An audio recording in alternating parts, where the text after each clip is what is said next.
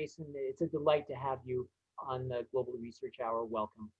Well, thanks for having me. And yeah, I was down there during the initial event. I got into town actually a couple days early. I was able to live stream a lot more the day before when the crowds were smaller, but I was able to get out some semi-live and live video from the Capitol, and I made my way all the way up to the second level of the building after what the media is calling a siege. I don't know if I see it that way. Especially if you're going to label tens of thousands, if not over 100,000 Americans outside of the Capitol building as domestic terrorists.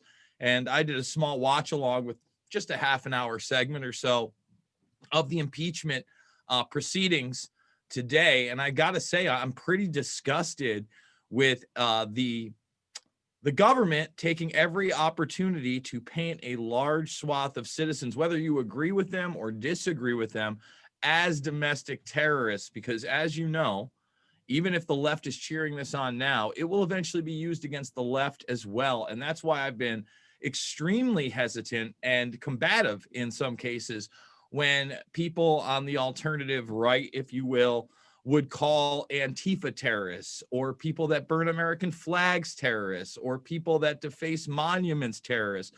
Look, if you deface a monument, there's charges they can get you with that are far outside of any domestic terror threat, where you will be charged, there will be a trial, and you will be punished accordingly. That should be enough. Allowing the government to have all these new powers under a draconian domestic terror act, in my opinion, is the last thing this country needs. Okay. Well, why don't you take us through? You mentioned going up to the Parliament building up as far as the second level. Could you just give us some hints as to what you saw and what took place on your watch? Sure. So right out of the gates, when I got to the ellipse, let's start there. There were two main areas. So this is about 8:30 in the morning. Now, at the time, I believe Trump was scheduled to speak at 11, but there were a plethora of other speakers that included Rudy Giuliani, Eric Trump, and others prior to that. Now, basically how they had it set up is one end of the park was where you would have to go through a gateway. You would have to get rid of your backpack, no selfie sticks, nothing like that. And you would get wanded, and then you could go into the main area. And that's where the speeches were, et cetera. Now, I would say that there was even more people on the other side of the street where, you could see the monument in the background, seas of people, so many people coming in between that 8:30 and even like 11:30 marker. Trump doesn't end up speaking until about noon. Now, the first thing that clicked into my brain is, I'm a product of the quote unquote war on terror. And it was always, if you see something, say something. And one of the things that if you saw, you reported were empty bags, unattended backpacks.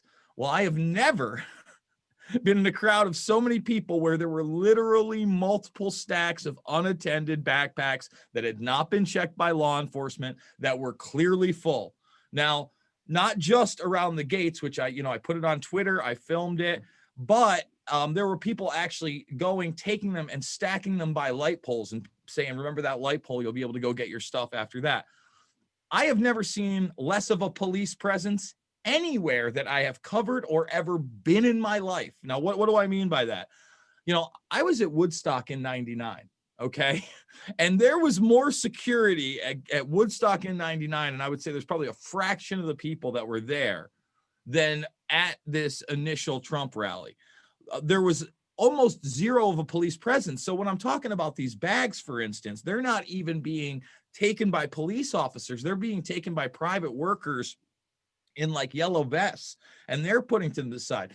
The only place that I saw cops on the scene was they had a fenced barrier basically widely around the park area where you couldn't go. And sometimes you'd have to skip over that to go throw your stuff out because the garbage would be right over that.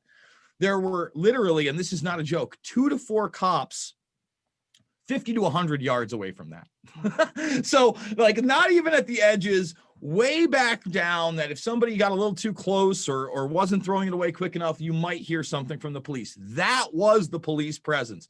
I never saw anybody from the National Guard, nothing like that.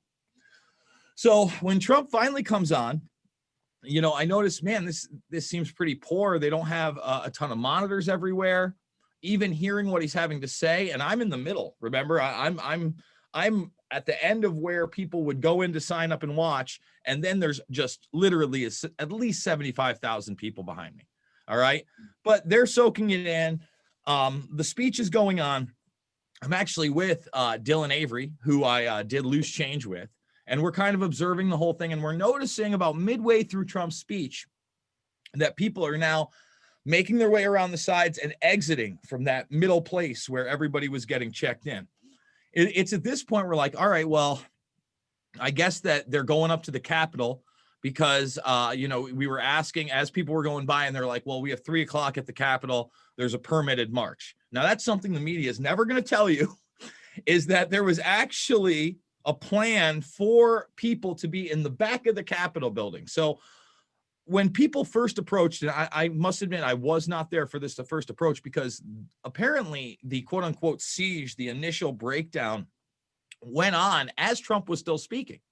That's how many people were there, and that's how many different factions were going on. The Capitol building from the Ellipse, you're still looking at like 3/4 of a mile to maybe a mile march. Okay. Wow. And for Trump to be speaking, for this to happen, either you had a decent amount of people that were already there, or these crowds that I'm talking about caught up very quickly. So we stick around until Trump is over. And as Trump ends, you see the lines getting bigger and bigger and bigger and going up to the Capitol. Dylan and I decide to follow one of these lines up to the Capitol. Now, he goes onto his phone and he starts getting word that they've taken over the Capitol and there's a possibility of somebody being shot. This is all being reported in real time to me. And I'm like, well, that sounds terrible. I'm probably going to make my way there. I'm going to follow this one group of crowd. I then get a call from UFC legend Pat Miletich. We were planning on going together. We went separately. He's actually up at the Capitol at this point, and he witnesses the initial siege. He says, Jason, they just took the lawn. He goes, you probably want to get up here. I think they might go inside. I'm like, okay, now I definitely got to get there. Now, even as I'm going up, it's super peaceful. These aren't people. I didn't see anybody who was armed. I didn't see any guns. That's just not something that I saw. Now, later on film, I got sledgehammers. I got doorbusters. I got them breaking out the second window. I think there's a lot of false narratives that are going on in the mainstream and also on the alternative side as well. And I try to stick out of both of those things. So as I'm marching up, I noticed that not only is there a line where I'm marching, but if you can look at the parallel street, so in other words, you have us marching up towards the Capitol, parallel street, and then another one, there's 2 to 3 times as many people walking up that street as well. So there's a main convergence as you come up to the Capitol at the apex there. That was just a massive amount of people. Now, it was around this convergence that some of the cell data got unjammed. And for the first time of the day, I was able to actually live stream for about 6.5 minutes on the march up there. Okay. So as I'm coming up, I'm actually able to get off a live stream and I'm talking to somebody who recognizes me as a filmmaker. And again, everything is very pleasant. This isn't, we're an armed insurrection. We're going to take the Capitol. None of these things. When I finally get up, you now have a situation where the lawn is pretty much overtaken. The first level of the Capitol has people on it. I'm now getting texts from all sorts of people asking me what's going on, what they're watching on television. My mother in particular is telling me to be safe. She says that somebody's been shot dead. I'm telling her I'm not getting that vibe where I am. Everything's going to be okay. So I start making my way up towards the grass. Now, people have to understand, the grass wasn't even supposed to be an option. If you do watch those initial storming videos before they start letting people in, they basically had a very small gate and a super limited police presence blocking that off. So when I was there 3 weeks ago before this, there was a march up to the Department of Justice. So you can go up past the Capitol and there's a walkway to the left of it that would have brought people not only to the Department of Justice, to the backside of that Capitol where the permitted protest was. Whoever was there initially battered that down. And by the time now tens of thousands of people have left Trump, are now marching up, that's no longer existent. In fact, what they did was they took the chain fence, okay, and it wasn't just a bendable chain. You know, it's one of the ones that you'd maybe see at a barrier at a concert that's hard steel. And they were propping those up as kind of a stairwell for people, once they were on the lawn, to breach that very beginning of the Capitol building. So I'm a concert kid, and I was just really patient, kind of made my way through the crowd, got up to that point. Now, when I got up to that point, basically people had been up on the podium. You had the first level taken over. There were still a small number of police on that second level, okay? And when people were getting up on the second level and then eventually filling up the bleachers, when they were going up past that, you still had a couple police that were basically in their uniform, and you would go up and you would see those people get bear maced. So, you know, another thing that I initially heard as I gained access to the Capitol was a huge pop, and it was the gas and a concussion grenade. So these things were happening outside the Capitol for sure. Now, the police end up getting frustrated on that second level, just too many people coming up. So then they bail to the back and eventually take the third level, which is completely peaceful. A line of people are up there, and that's where your major cop presence is for the rest of the time. People then start ushering in and up. The second level is where you see the windows get smashed, and in the middle is a walkway. Now, there's also a place where a lot of the violence took place, where people were trying to push their way through. Some of the other really odd things that I did see while I was there, and I did tape, was when I was on that first level, there were two people that were in the floorboards, actually, pulling up the floorboards from the first level and actually cutting wires. So, you know, this is stuff that I've gone over with my audience. I did a watch along of all the footage. It was really bizarre. And right by the wires, there seemed to be some kind of a PA system that was trying to be hooked up, everything in its first stages. It also had a stairwell.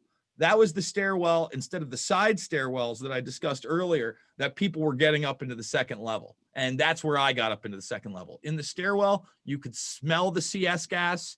The remnants were there. Every once in a while, somebody would actually make their way down.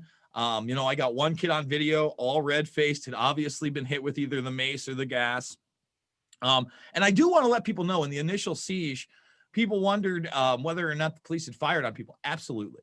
Not hot ammunition, but less lethal ammunition. I discussed with one eyewitness who actually had the rubber bullets with him. I held a rubber bullet for my first time ever at this thing.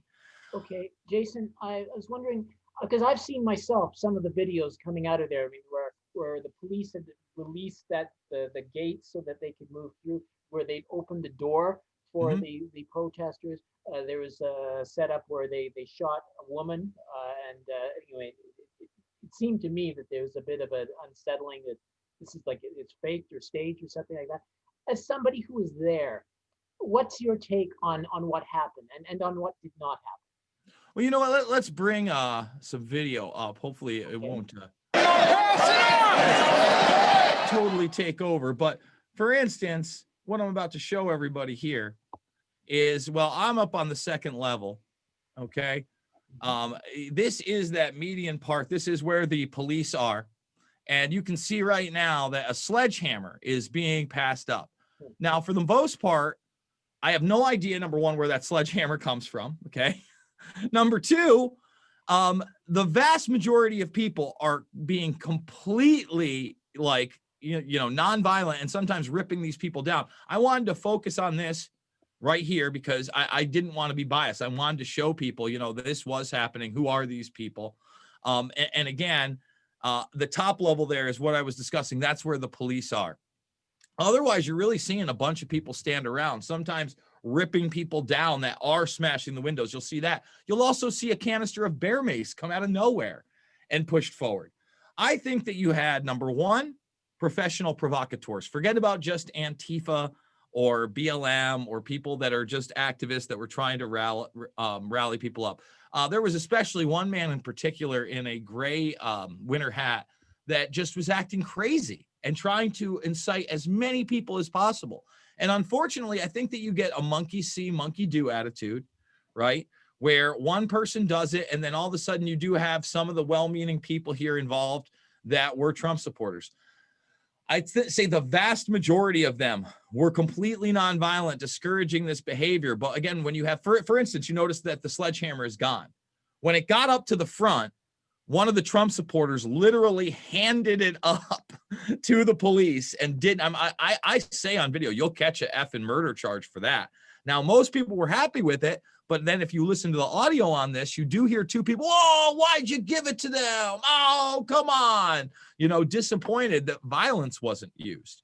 So, in a minute, you'll see a bear mace canister come out of nowhere. Where are these things coming from? I just don't see the Trump supporters arming themselves with sledgehammers, bear mace, batons, and over again, I did see them, stop violence. Now, does that mean every one of them did? I mean, you're looking at a crowd right here trying to get in there with police officers. Those are, and here comes some mace coming out that way. This is violence. This is action. This is happening on the top of the Capitol. There's no doubt about it. I think we have to own that. You know what I mean? You can't just have it one way or another. We have to be very aware that all of us can be subject to a group mentality. There it is right there. There's the bear mace canister I was talking about. That just, again, out of nowhere, it's there, and they pass it up. And actually, yes, they do bear mace the police officers. Wow. So Jason, yeah. I'm just wondering now that, with all this action taking place, and then, there's Trump's impeachment and all the measures being brought in to fight back against domestic terrorists, and the depriving the president of Twitter and Facebook and so on. What is your impression overall, as someone who was there and seeing things?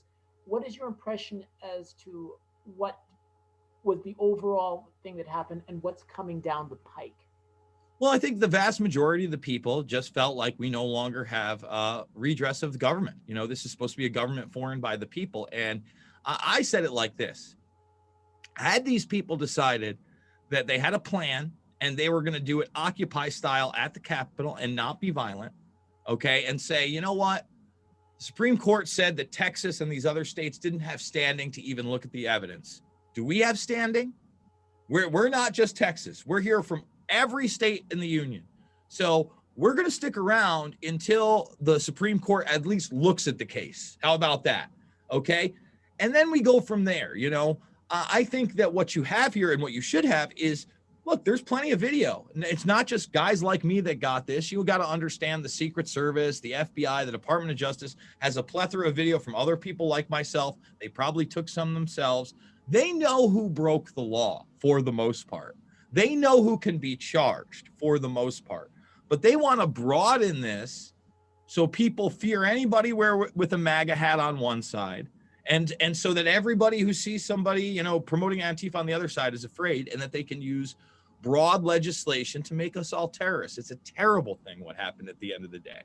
Now, I think no matter who gets in, okay, in the next week now, it's a week away. No matter who gets in a week and no matter what happens in a week, we have these rolling lockdowns going on in our country. That's not going away.